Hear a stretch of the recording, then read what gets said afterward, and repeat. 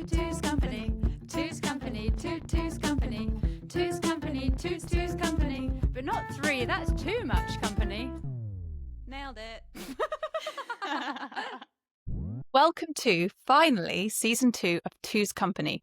I'm Grace Kingswell, nutritional therapist, and I'm joined by the wonderfully multi-hyphenate Sophie Hellyer. Titles aside, this podcast isn't about sticking to our job descriptions. We are diving into things that live outside our professional remit, but inside our shared interests, responsibilities, and moral curiosities. Expect a bit of everything: food and feminism, potty training and politics, though I think we're both past potty training now, health and nutrition, social commentary, and all of the many things that we disagree on, and probably a few tangents that we didn't plan on either. Basically, welcome to our carefully curated ramble where we chat, question, laugh, and hopefully make you feel like you're having a proper natter with your best mate. Okay, so should we get into it? Okay, so I feel like we need to catch the listeners up. We had a season 1 of Two's Company, and after 10 episodes, we went on a summer break because Grace did not know at the time, but I was 8 weeks pregnant. And I feel like it's taken this long for my brain to start working again, enough to have a conversation on podcast, although questionable, let's see. And I also feel like a really big meanie because I paused the podcast because I was pregnant, and now Grace is pregnant and I'm making her do it. I didn't even clock that. Yeah, I feel like it'd be much more exciting to say that the podcast ended because we had creative differences, but actually just life got in the way. But it's really nice to be back, and I'm so happy to be in people's earbuds again. I also just want to say, if you're watching any of these segments, because we are now also doing video, we're not remotely close to each other. Sophie is over there, and I might turn my head to look at her. Basically, we are now doing this podcast without the help of Nick Kingswell, my husband. So Sophie has bravely taken on all of the editing responsibilities. So bear with us as we probably work out some teething issues. But Soph, what's the biggest thing apart from, I mean, you can just say your son, but like, what's the biggest thing that's happened to you in the last 4 years? Let's be clear, in the last 4 years, you and I have made 2 humans. That is surely the biggest thing that's happened. Yeah, and our podcast picture is still us in our very youthful era where I feel like now I just look old and haggard.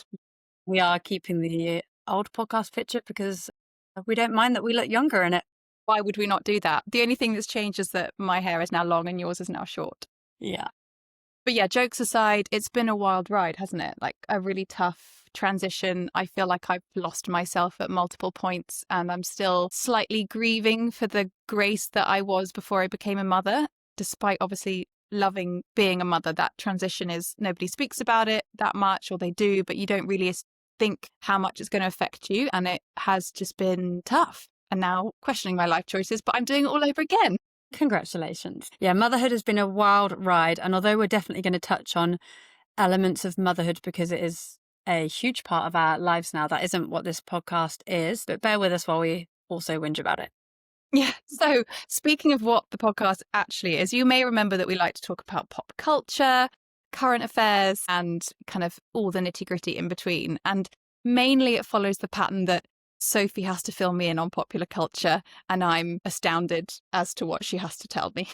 On that note, we have re-uploaded all of the old episodes because they weren't hosted anymore because we stopped paying for it. But you can go back and listen to the old episodes. Some of them are about news, but I think a lot of it is still relevant. But I do think we need to circle back on some of them. We did a whole episode on Free Britney. And now that she is free, I feel like that may have been a mistake. Because she's a bit insane. We'll just circle back on that in a later episode. Okay. Anyway. Okay, Grace, so I have to talk to you about Lily Allen's new album, West End Girl. I think it's honestly a masterpiece.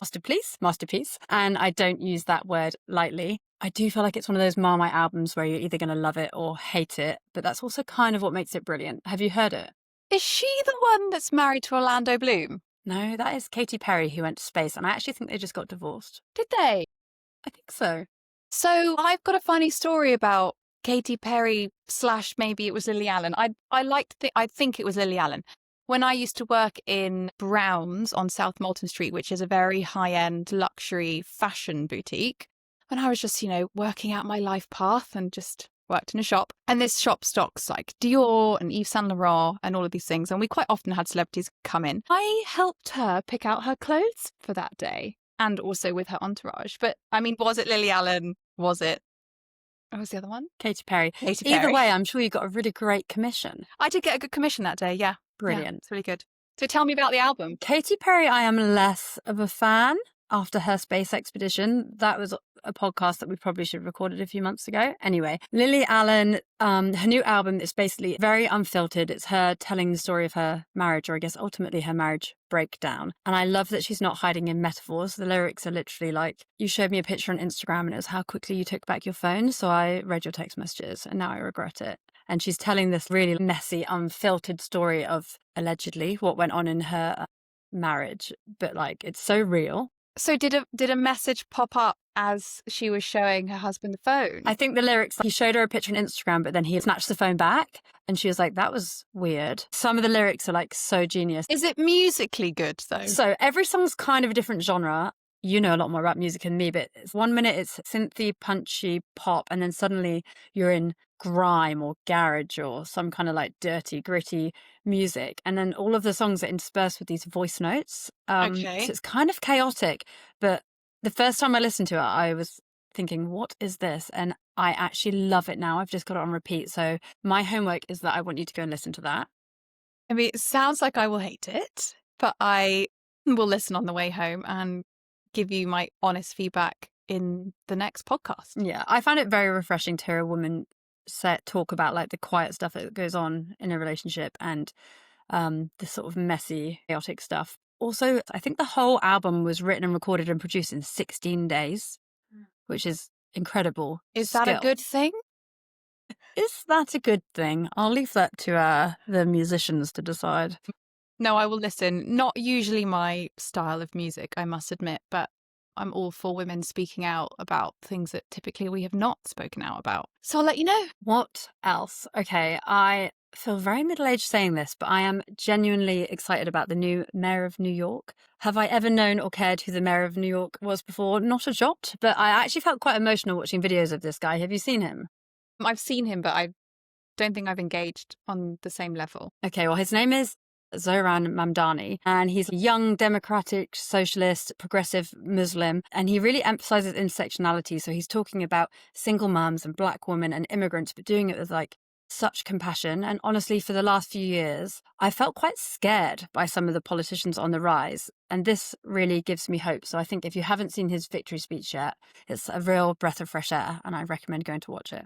Yeah, I think a lot of what's come out of America in the last few years has been frankly terrifying, hasn't it? It went from being somewhere on my list of places that I could maybe see myself living to somewhere I would never consider living ever. And I felt quite sorry for New York because I feel like in the context of wider America, New York's always been pushing for that kind of democratic angle and never really achieving it. And then we ended up with Donald Trump in power, and it's just all been just like quite sad. Yeah. But maybe this is their glimmer of hope. Yeah. And I have to say, totally agree. But not just in America. There's been a really scary far right movement in the UK over the last few years. And on that note, people are saying the new leader of the Green Party in the UK is our version of Zohran Mamdani. And so Zach Plansky, I think his name is. Yeah, he's apparently one to watch in that kind of hopeful, yeah, I say young, like in our 30s, young politicians. Yeah, I mean, the Green Party are definitely gaining a lot more traction, aren't they? I voted Green in the last election because I felt really confused and like no one was offering me what I wanted. But being a mother now, I'm so horribly aware of like what's the world like that I'm leaving to my kids, and that really scares me. So it felt like the best option. But I mean, you are much more politically engaged than I am, but I'm thrilled to see that the New Yorkers have voted in a minority and seemingly really happy about that. Yeah, I think it's finally something really positive in politics. I did go to the regional assembly for Your Party, which is the new political party that's been started by Jeremy Corbyn and Zara Sultana. And I don't really want to say anything negative about it. It's a really young party. And I really believe in the politicians behind it, but I think my vote will probably end up with the Green Party as well. Whiplash, can we talk about barrel jeans for a second? Yeah, let's talk about barrel jeans. Because I was watching a reel this morning. I've been quite scared about barrel jeans. You know, you see these new silhouettes come in and you think, oh, that's something I could get on board with, or that's really not. And they're like quite like space age. Some of them are really out there, very barrely. Mm-hmm. And there was a reel I was watching this morning that was targeted to me by the good people at the Instagram algorithm. And it was like, what shoes do you wear with a barrel style trouser? And the answer from this particular fashion influencer was, don't wear a chunky boot or a chunky loafer because it's just like too much. It's too much chunkiness. And I've just dipped my toe into the barrel. Are those Arc Pants barrel? Yeah, they're barrel. Not too extreme, but they are I'm a barrel. I'm like really still very perplexed about it. And I just wish I could still wear my like high rise, semi straight leg jeans, but it's just not the thing anymore. Listen, I see every day on Instagram people saying, don't wear a chunky boot with a barrel jean. Sorry, we live in Cornwall and I'm walking my dog and it's muddy and we've got to be real. I feel like my whole life I've been told what not to wear. Don't wear pink and red. Don't wear navy and black. Don't wear a short skirt. Don't wear anything too frumpy. And now it's like, don't wear chunky boots with your barrel jeans. Sorry, I just want to wear whatever I feel good in, whatever's comfortable, what I can move in, what I can play in, what's warm, what's practical. If that is my chunky Blundstone boot with my comfy elasticated waist barrel jean, just let me be happy in it. I think pink and red is an excellent combination, which you wear really well all of the time. I mean, currently wearing red jeans. I kind of get it. I feel like if the barrel jean is quite long and sits, flashing, sitting on top of the shoe, then maybe the chunky shoe is not great. Anyway, I'm confused, but there is a segment on Instagram that I do love from one of the people that I really enjoy following called Lily Pebbles. Similar age demographic to us, and she has this series, fashion influencer. She has this series called millennial dressing. She basically goes through like the conundrums that we have as millennials with regards to fashion, and one of them was on like jeans and a nice top. And it's very relatable.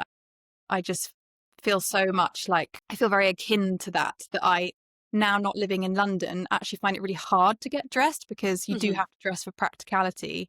And often that means like maybe not wearing the nice things that you have in your wardrobe, and then you never wear those things. And then you're like, but this is quite sad. Do I just keep them or just like, I don't know. I just get very confused by clothes these days. I used to work in fashion and loved getting dressed, and now I quite often just put the same clothes on from the night before that are on my bedroom floor that morning. The thing I've been told not to do by the internet is not to do the little French tuck with my t-shirt, which I do every day forever. Again, like it's such the millennial tuck. What's wrong with it? I'm dressing like a 40-year-old. It's because I'm 38. Sorry. Also, the reason I really like high-waisted jeans is because they're very warm. You get to like you can tuck stuff in. I don't like being cold. Okay. Is that our fashion ramble over? I think so. One other thing. I think we should start a Two's Company book club. I really want you to read a book called, and the listeners, you guys, I think it's called I Who Have Never Known Men. It's a very short book. I read it in about 2 days, but I could talk about it for weeks. So I need you all to read it. It's kind of like a dystopian dystopian future, I'm going to say. Anyway, go and read it or feedback to me. I only read romantasy now. I can't read that. Sorry. But let me actually just like tell you why I read romantasy. I think all mothers need escapism on the level that romantasy books offer. I think life is like, first of all, like you have zero connection with your partner anymore because you're both in the trenches of life and mainly are arguing or bickering about something or the other person's parenting choices for that day, or like how they've spoken to your son or daughter, or like, why can't they just get the snack? Like, why do I? Anyway, there's so much going on. And also your body has changed and your brain is filled with like the minutiae of everyday life. And romantasy is such an escape. Lots of them are very sexy, for one, which is excellent, in my opinion, and so engaging that I can lose myself in these books and I don't even want to pick up my phone to look at Instagram. And for me, that's a huge win because I hate that I get sucked into the Instagram vortex as often as I do. I will fully admit that. And I love just being taken away from my everyday life. I feel like maybe that's what reading should always have been. And it's like reading Harry Potter as an adult, but just with some epic sex scenes thrown in. What's not to love? I am currently reading Harry Potter. You're not? For the 100th time? For the 100th time. Which book? Hang on. Which one? If it's The Prisoner of Azkaban, then I'll let it slide. No, it is The Prisoner, the one with Sirius Black. Yeah. Yeah, that's the one I'm on. I'm reading them in order again, of course. Are you reading them to Lowen? Lowen's already had them all we did them all as audiobooks when he was a baby, and then was all he as not movies. terrified? I mean, he was like on my boob. He was a baby. He didn't know. I'm really struggling to get my son into his Yoto. I think it's because we have, and again, like parenting fail, relied on TV too much. And now we've said, okay, like no more TV or like movies at the weekend or something, because his downtime is like he wants to watch something and I want to read a book to him or listen to a Yoto with him so that he's using his imagination. Just hang on, for the listener who don't have a toddler, Yoto's kind of like a little radio for kids where we would have had a Walkman with cassettes. It's like a modern version of that. So they have these little cards that are like digital cassettes that they put into their little radio and they can control it. So it's basically a radio for toddlers. Yeah, it's listening to a lovely story. And I've got him some super nice things like Winnie the Pooh. Obviously, he does not want to listen to that. He only wants to listen to Thomas the Tank Engine or Paw Patrol. But I noticed the other day when I really put my foot down over TV, I felt like he'd watched enough already. And I said, no, you can't watch any more today. Like, that's just it. And we tantrumed for a really long time. But then when the tantrum finally abated, he did some of the most creative playing I've seen him do in such a while. And I turned to my husband and we're just like, we've got to persevere with this. So yesterday when he came home from nursery at 3 p.m. and he's tired, usually he would watch half an hour, 40 minutes or something and have a rest. But I was like, nope, I'm going to read you books. And he was really resistant to begin with, but then it was fine and it was lovely. And like, pray for me, basically. 2 comments. My child and I are currently reading all of the Roald Dahl books and I love it. It's given me such joy to revisit childhood classics. And secondly, to circle back to Romantasy, I haven't read any of it, so I can't slag it off. But I love that you've also got your husband reading it too. Yes, so these are like very much like books for women. And then Nick Kingswell was like, I think I'll read one. And initially I felt very annoyed about that. I was like, get off my turf kind of vibes. And also, like, I'm reading these incredible sex scenes and I sort of just like don't want him to know. But he read quite a few of the series, really enjoyed them. But now he's like, I've had enough. And he's gone back to actual books. Great. Not. So one of my favourite things about this podcast is the jingles. So time for a jingle. Woohoo! Explain it to me unprofessionally. I'll keep it short and concise. Yeah, that'd be nice. Okay, explain it to me. Grace Kingswell. I love electrolytes, right? And I use electrolytes a lot, but I use them when I'm doing a lot of sports. So if I'm going to run 10K or do a triathlon or some sport that is lasting me a long time or I'm sweating a long time, I take electrolytes. So I'll take them the night before a race, the morning of the race, during the race, after the race. And I think that's good. But I thought that most people probably have... Electrolytes are basically just salt, right? 'Cause some electrolytes are literally salt sachets. Not technically, but we'll get onto that. Okay. I thought most people had like too high a salt in their diet and should be trying to reduce their salt. But then you are someone who is not doing lots of sport where you are sweating excessively. You are taking electrolytes every day. What? What's going on? This is a good conversation for us because I cannot sometimes comprehend the level of exercise that you are able to do. I am such a tired person that most of the time I walk the dog and then I'm like, right, that's me, I'm done for the day. I'm also painfully aware that I really need to start lifting weights because as we enter these years of our lives, it is the most important thing for maintaining bone density as our estrogen levels drop off as we go through menopause. Like, that's actually terrifying me at the moment, is that perimenopause and menopause is kind of like the next big thing for us. So I really need to get back into the gym. Anyway, electrolytes. So no, some of them, they are not just salt, sachets of salt. That would be really stupid. Some are though. Cornish sea salt do them and it's just salt in a sachet. Is it not just like a travel salt? If they're marketing them as electrolytes, that's not right. So we hydrate ourselves. We are trying to actually, what we want to do is hydrate on a cellular level. And your cells need sodium, but they also need potassium and they also need chloride and magnesium. They need lots of different minerals basically to be really cellularly hydrated. So the good electrolytes have really nice balanced levels of these particular minerals. Some of them, like Element, which is a really big one, so high in sodium and really not enough things like potassium. So, you know, we typically drink pretty poor water these days. Some people are still drinking tap water. Sophie, Hellyer, we really need to discuss that. God, what a sin. So if we're drinking, you know, tap water, or if you're like reverse osmosising your water, but then not adding back in the minerals, then you can actually, you're not really hydrating on a cellular level. And too much water on its own without those minerals actually can dehydrate you. It's a good thing to do. So say, you know, you've been sleeping for like 8 hours. Maybe your last drink was a couple of hours before bed. That's 10 hours. when you wake up in the morning, it's really nice to put those minerals back in so you can hydrate on that cellular level. So even if you're not someone that's going to go and do a massive run or sauna session and sweat loads, you can still drink electrolytes, and they have really wide-reaching benefits for our physiology beyond just hydration as well. So I am quite a fan. You might notice improved mood or energy levels throughout the day.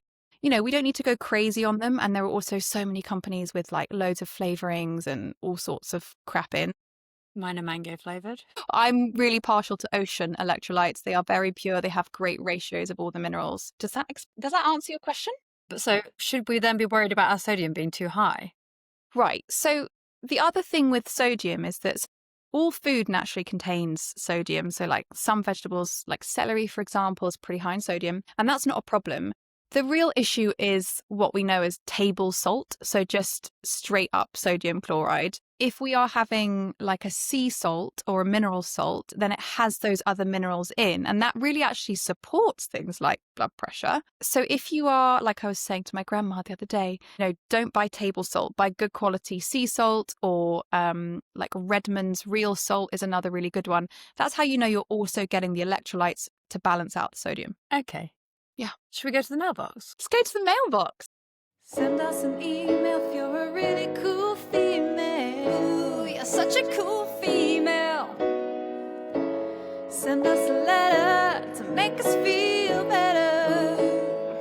You make us feel better. Time for the mailbag. Time for the mailbag. Okay, obviously this segment is actually currently empty after a 4-year summer break, but please do write to us by email, pigeon, old school letter, send us your questions or your curious tales. We did actually receive a handwritten letter in our last series, so expectations of you guys are very high. The email address, though, if you want to just email us, is twoscompanyshiz. I'm a bit embarrassed by that now. I think we need to change it, but at the moment, it's twoscompanyshiz@gmail.com. And in place of any actual mail this week, my partner Johnny asked if he could call in with a question. So I've got no idea what he's going to say. Those of you that know Johnny in real life will understand why I'm actually quite nervous about this. Could just be totally random. Might end up cutting this entirely because the sound quality might be terrible. It's ringing and I'm scared about what this question is. This is giving like ask a friend on Who Wants to Be a Millionaire, you know? Hi, babe. Hi, Johnny. Have you got a question for the mailbox, please? I've got two. Do you want to start with one? Just do one. The sound quality is not great. Let's get on with it. So, last week I was watching Celebrity Traitors. I suspect, Grace, that maybe you didn't watch it, but it was exceptionally good. Hopefully you know the... Are you about to give a spoiler? Spoiler alert. No, it's not a spoiler. Anyway, it's a parlour game where you have to guess who the traitors are, and you have to deceive people. So, my question for you is, what's the most deceitful thing you've ever done, and did you get away with it? Okay. I'm going to hang up on you, Johnny, so that you have to listen to the podcast for the answer. Bye. I love you. Bye.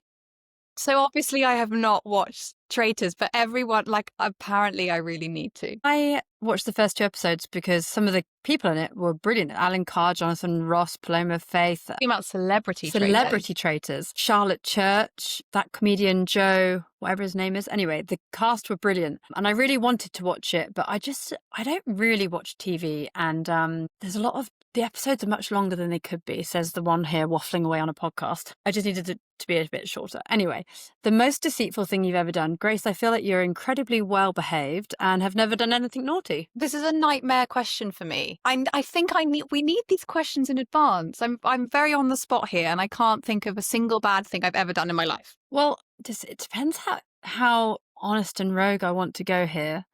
Go on, give it to us. I'll give an everyday answer me. that my mum can listen to. I had a McDonald's breakfast on the way to the gym this week. That's not deceitful. No, I know. Deceitful is like you've lied to someone or... I recorded the last podcast episode with you and I didn't tell you I was pregnant and that's why we were having a break. Does that count? I don't even remember that. I'm not going to tell people stuff that I did when I was 15 because I don't want my mum to listen. Actually, speaking of your mum, she was the one that sent us the handwritten letter. So, like, she is going to listen. So, as we record this podcast, I like to think that we are living out Morgan and Joanne's life in Nobody Wants This, which is that brilliant next Netflix show where Seth Cohen played, real name Adam Brody. Did I just get a pop culture thing right? Someone needs to fact check that for me. Anyway, he is a Jewish rabbi and he falls in love with a woman that's not Jewish. It's very problematical, but it's very funny. And this lady Joanne and her sister Morgan have a really well-known and famous podcast where they just talk about anything that they want to talk about. It's quite, out there. And now that we're doing this, I sort of feel like we're living this like glamorous LA lifestyle where we do this podcast. But they have definitely done deceitful things. And I think in that way, I'm maybe not living their life because my life is really boring. I think the whole point in the deceitfulness is that you don't tell anybody and then you get away with it, right? And also maybe you just like block it out of your memory because I'm sure I've done like, maybe I stole something like a sweetie from we've all done that. That is so lame. Oh, but I can't think of anything. This is so stressful. Anyway. Okay. So next time Johnny calls us live on the air, I would like the question in advance because I feel like I've not delivered for the listeners here. That is us done for the week. How have you found that, Soph? It's like we need to get back into our flow. I've really enjoyed it. I think it's quite funny that we keep looking off camera at each other instead of at the camera. Sorry, if anyone's watching a video, it might look weird. Really need to figure out our podcasting setup. We will do that for next time. If you liked what you heard, please rate, review, subscribe on all of the places that you listen to podcasts. Although on that, you can only listen at the moment on Spotify and Apple. Or just tell your mates over coffee. That works too. Spread the word. We are planning to be back every couple of weeks, although, full disclosure, we have got small humans running around, one currently under construction, so bear with us. But ideally, we will be releasing episodes bi-weekly. And looking at the clock, it is about time that we go off to wrangle said small humans and pretend that we have our lives together. I thought we were going out for lunch. A little quick, fancy lunch together before, but the nursery pickup is looming. Thanks so much for listening, and we will chat to you next time. Bye-bye!